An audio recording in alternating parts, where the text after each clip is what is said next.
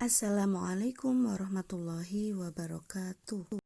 Anak-anak, pada pekan kemarin mapel tarikh Ustazah sudah menjelaskan sedikit tentang kisah Nabi Yusuf alaihi salam. Hari ini teman-teman akan melihat video tentang kisah Nabi Yusuf alaihi salam yang pada saat itu bisa menafsirkan mimpi sang raja. Mari kita simak video berikut ini ya. Kisah ini disebutkan dalam Al-Quran, Surat Yusuf ayat 43 hingga 53. Dalam kisah ini diceritakan bahwa Nabi Yusuf diperintahkan oleh Raja Mesir untuk menakbirkan mimpinya. Mimpi yang dialami oleh Raja Mesir ini adalah sebuah takdir Allah Subhanahu wa Ta'ala. Melalui takbir mimpi tersebut, akhirnya Nabi Yusuf dapat keluar dari penjara dengan keadaan terhormat. Raja Mesir sedang gelisah dalam tidurnya. Beliau bermimpi tentang sesuatu yang tidak masuk akal. Oleh karena itu, sang raja berencana untuk mengadakan pertemuan dengan para penasihat kerajaan, berharap muncul solusi untuk mimpi yang mengusik pikirannya beberapa hari ini. Keesokan harinya, penasihat kerajaan datang bersama paranormal dan ahli ramal. Maaf ya mulia, kalau saya lancang mendahului, apakah engkau sedang sakit? Wajah Anda nampak pucat.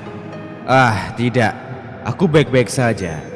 Hanya saja banyak yang sedang aku pikirkan, makanya aku memanggil kalian semua ke istana. Ahli ramal yang ada di sana mencoba mengambil hati sang raja dengan menerka-nerka apa yang sedang terjadi. Apakah ini terkait mimpi, wahai raja? Iya benar. Mimpi itu, aku baru saja mau mengatakannya. Engkau sungguh pintar menerka. Wahai raja, jika engkau menceritakan perihal mimpi itu kepada kami, niscaya kami akan berusaha mencari tabirnya. Sesungguhnya aku bermimpi melihat 7 ekor sapi betina yang gemuk-gemuk dimakan oleh 7 ekor sapi betina yang kurus-kurus, dan 7 bulir gandum yang hijau, dan 7 bulir lainnya kering. Para tamu yang hadir mendengarkan penjelasan raja dengan seksama. Setelah sekian lama berpikir, belum ada satupun kalimat keluar dari mulut mereka. Kemudian raja meneruskan penjelasannya. Hai orang-orang yang terkemuka, terangkanlah kepadaku tentang takbir mimpiku itu, jika kamu dapat menakbirkan mimpinya. Pelayan kerajaan masuk membawa minuman. Kebetulan pelayan itu adalah teman akrab Nabi Yusuf saat berada di dalam penjara. Wahai raja, saya membawa minuman yang sangat lezat, hasil panen anggur dari perkebunan istana tadi pagi. Silahkan dinikmati wahai raja dan tuan-tuan semua. Kau datang di saat yang tepat. Wahai pelayan, mari tamu-tamuku, dicicipi minumannya. Aku tahu kalian sedang berpikir keras tentang takbir mimpiku. Sementara para tamu menikmati minuman, si pelayan mulai teringat akan janjinya dengan Nabi Yusuf.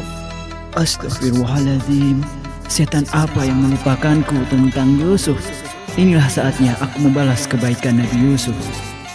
Wahai raja, itu adalah mimpi-mimpi yang kosong, dan kami sekali-kali tidak tahu mentabirkan mimpi itu. Jadi, menurut kalian mimpiku itu hanya mengat tidur? Tapi kenapa aku merasa sangat yakin bahwa mimpiku itu adalah sebuah pertanda tentang negeri ini?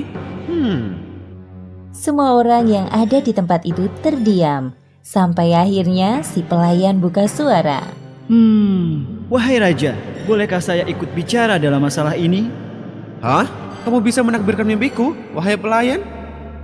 Sang raja tidak menyangka bahwa pelayannya ini dapat menakbirkan mimpinya.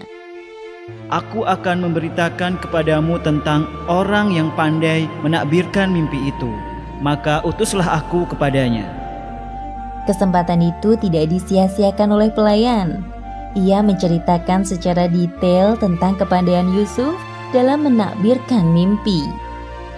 Baiklah kalau begitu. Sekarang juga pergilah engkau menemui Yusuf dan tanyakan kepadanya terkait takbir mimpiku. Siap, segera saya laksanakan wahai raja. Suasana di penjara. Wahai Yusuf Nabiullah, maafkan aku baru bisa menemuimu sekarang. Ada hal penting yang ingin aku tanyakan. Ini menyangkut mimpi sang raja dan perihal kebebasan dirimu. Apa mimpi raja itu? Coba bicaralah dengan pelan dan jelas, wahai saudaraku. Wahai Yusuf, orang yang amat dipercaya, terangkanlah kepada kami tentang 7 ekor sapi betina yang gemuk-gemuk dimakan oleh 7 ekor sapi betina yang kurus-kurus, dan 7 bulir gandum yang hijau dan 7 lainnya kering, agar aku kembali kepada orang-orang itu sehingga mereka mengetahuinya. Kemudian Nabi Yusuf berdoa sejenak. Lalu beliau baru menjawab, Supaya kamu bertanam 7 tahun lamanya, sebagaimana biasa. Maka apa yang kamu tuai hendaklah kamu biarkan di bulirnya kecuali sedikit untuk kamu makan. Oh, jadi begitu. Maafkan aku memotong. Lanjutkan penjelasan, wahai Yusuf. Kemudian, sesudah itu akan datang 7 tahun yang amat sulit, yang menghabiskan apa yang kamu simpan untuk menghadapinya, yaitu tahun sulit, kecuali sedikit dari bibit gandum yang kamu simpan. Kemudian, setelah itu akan datang tahun yang padanya manusia diberi hujan dengan cukup, dan di masa itu mereka memeras anggur. penjelasan Nabi Yusuf terkait takbir mimpi raja tersebut terdapat dalam Al-Quran, Surat Yusuf ayat 47 hingga 49. Wah, sempurna sekali penjelasanmu. Terima kasih banyak, wahai Yusuf. Pasti setelah ini raja akan segera membebaskanmu. Wahai saudaraku, jangan lupa bahwa kesempurnaan itu hanya milik Allah. Hehehe. Iya, kesempurnaan itu hanya milik Allah. Kemudian pelayan itu bergegas kembali ke istana dan menceritakan kepada raja terkait takbir mimpinya.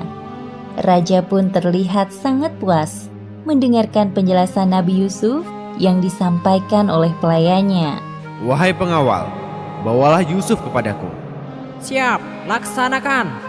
Maka tatkala kedua pengawal itu datang kepada Nabi Yusuf, beliau mengajukan sebuah syarat sebelum dibebaskan. Kembalilah kepada tuanmu dan tanyakanlah kepadanya bagaimana halnya wanita-wanita yang telah melukai tangannya. Sesungguhnya Tuhanku Maha mengetahui tipu daya mereka. Baiklah, wahai Yusuf, kami akan segera kembali. Terima kasih, wahai pengawal. Telah menjadi kewajiban kami menjaga engkau, wahai Yusuf. Sesampainya di istana, pengawal menceritakan kepada raja syarat yang diminta oleh Nabi Yusuf. Baiklah, kalau itu permintaan Yusuf. Wahai pengawal, sekarang juga aku perintahkan kalian untuk mengundang para wanita yang melukai tangannya itu, termasuk istri Al-Aziz. Baik, kami akan segera menghadirkan mereka semua ke hadapanmu, wahai raja. Keesokan harinya, para undangan berdatangan. Bagaimana keadaanmu ketika kamu menggoda Yusuf untuk menundukkan dirinya kepadamu? Maha sempurna Allah, kami tiada mengetahui sesuatu keburukan daripadanya. Wahai raja, sesungguhnya Yusuf tidak bersalah. Ini kesalahan kami yang penasaran dengan ketampanan Yusuf. Sekarang jelaslah kebenaran itu. Akulah yang menggodanya untuk menundukkan dirinya kepadaku. Dan sesungguhnya dia termasuk orang-orang yang benar. Setelah mendengar penjelasan dari para wanita dan istri Al-Aziz, akhirnya sang raja membebaskan Yusuf dari penjara. Karena memang Nabi Yusuf terbukti tidak bersalah. Dan sudah saatnya menghirup udara bebas. Sebagaimana disebutkan dalam Al-Quran, Surat Yusuf ayat 53. Dan aku tidak membebaskan diriku dari kesalahan, karena sesungguhnya nafsu itu selalu menyuruh kepada kejahatan, kecuali nafsu yang diberi rahmat oleh Tuhanku. Sesungguhnya Tuhanku Maha Pengampun lagi Maha Penyayang. Demikianlah akhir kisah mimpi Raja Mesir yang berhasil ditakbirkan oleh Nabi Yusuf atas izin Allah Subhanahu wa Ta'ala. Hikmah yang dapat kita ambil dari kisah ini: pertama, jangan lupa menepati janji yang telah kita buat kepada orang lain agar kita terhindar dari perilaku orang munafik. Kedua, inna ma'al usri yusra. Sesungguhnya setelah kesulitan pasti ada kemudahan. Wallahu alam bishawab. Ya, jadi banyak